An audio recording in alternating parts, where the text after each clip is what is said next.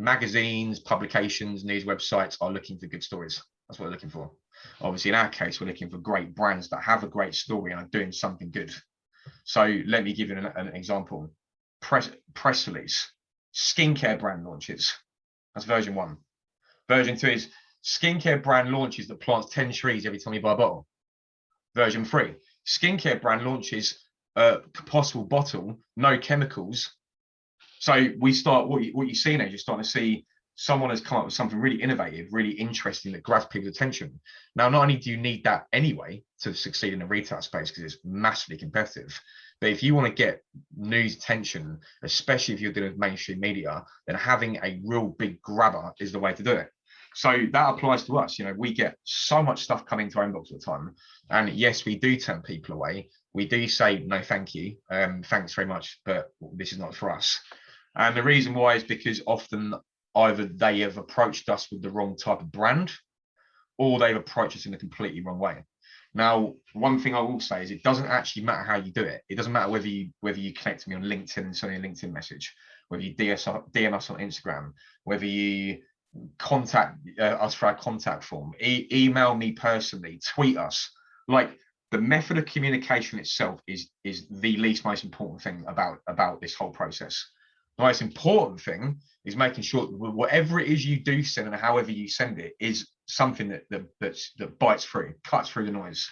That's the thing, because I mean, I'm getting 20, 30, 40, 50, 60 emails a day just from various news wires or whatever. And I have to just skim through them and look for the one that stands out. And that's how it works on a daily basis. So be that guy, be that person, be that one that I delete everyone else except for you. And the way you can do that is by making sure that your opening message is grabbing and attention grabbing, your press release is compiled professionally. And also, one thing that we find an irritant sometimes is when we get given bare bones information. It's like, it's just a paragraph or it's just a sentence of what we do. I now have to spend my time asking you all the questions just to make a judgment call as to whether I want to write a story on this brand or not, right? Really what PR should be doing is determining that before they get in touch with us. They should be understanding our editorial guidelines, looking at our editorial stance and style, and going, I've got a good idea of what these guys do. Right, I'm going to package that up in a really nice, tidy, clean box, send it out in a way that is pretty, looks visually appealing, grabs someone's attention, and most importantly, there's minimal communication required, because we often get it where we have brands contact us, they've left one thing out, that's okay, but then they don't reply to the message. So how can they expect us to write a story for them if they want to communicate with us? So that's another personal bugbear, pet hate of mine. If you want to get featured on Gramersi or any publication, high quality press release, packaged up well, good opening grabber, and very fast response times. Get stuff done and get it back fast. If a journalist at the Daily Mail asks for a quote, get them a quote in 5 minutes. They ask for an image, get them a quote, get them an image in 5 minutes.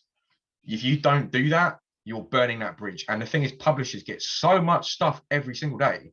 They have an abundance of content. They don't need to write about you without sounding, antagonizing. They have another 59 stories that they can put out on that at that very good moment. Often, we as journalists will go with the people that are the most efficient, get back to us, give us what we need in a short space of time. And by the way, one more thing I say to kind of conclude this answer is, if you do it once, we'll do it again with you, and again, and again, and again, and again, because ultimately we want our lives made easier. We want to have relationships with great PRs that frequently send us good information that we can trust, and they'll just be a constant source of great stuff for us. That's what we want in an ideal situation. We don't want to blacklist people. We don't want people wasting our time. We don't want to ignore people. We don't want people losing out on the opportunity. That's not what we want. We are doing this because we want to give people a voice. However, the buck doesn't stop with us. The buck stops with either the brand getting in touch or the PR getting in touch. So I hope my advice helps. But if you do actually want to get in touch with us and submit something, the email address is info@gramersi.com. That's GRAMERSI.com. And we can't wait to read your press release.